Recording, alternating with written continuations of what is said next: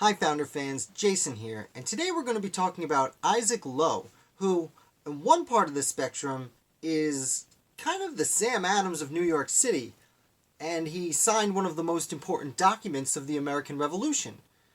But on the other side of the spectrum, he was a loyalist who did not finish the war in the United States of America. So he's kind of an anti-founder. Let's get into it. Isaac Low was a merchant. He was from a merchant family in New York City. He had he had land holdings and things like that, but he probably would have considered himself a merchant. So when the Port Act is passed that closed off Boston, Low, who already had served as a chairman of the Committee of Correspondence, he really started to take action. And the people of New York had a big meeting and they elected representatives to meet and discuss how to solve the problems they were facing. And Isaac Low was elected chairman of this meeting. The meeting had 51 people and was called the Committee of 51. What do you know? So Low joins this meeting, and soon thereafter he is sent as a representative to the First Continental Congress. And he represents New York at the First Continental Congress, where he signs the Continental Association, which I've discussed before. It's very underrated. We like to look at the Declaration and the Constitution as humongous documents in American history, and to a lesser degree, the Articles of Confederation. But the truth is that the Continental Association, sometimes known as the Articles of Association, that was the initial agreement between different people of different colonies, and they agreed to boycott British goods. This is especially notable as Low was one of several merchants who would be financially adversely affected by this, much like John Hancock up in Boston, though Boston was already closed. But so Low was ready to sacrifice himself and his own well-being for his country. And then he returned to New York to find out that the royal provincial government was not going to follow the boycott, follow the Continental Association. So another meeting is held, and this time has 60 people, and what do you know, they call this one the Committee of 60, and Low is, again, well, I should say still chairman.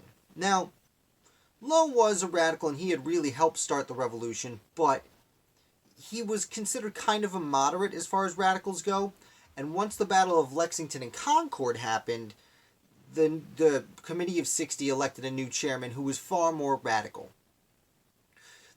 It shouldn't be overlooked, though, that it was under Low's watch that the Committee of 60 basically took over governing New York.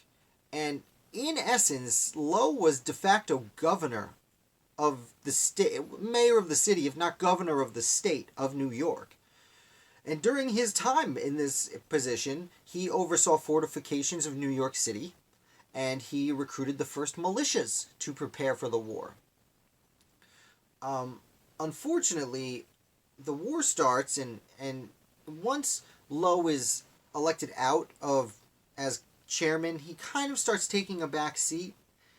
And as things get a little more heated, he's questioning what they're doing. And then when the Declaration of Independence is signed, Low really doesn't think that's the right move. Many founders didn't.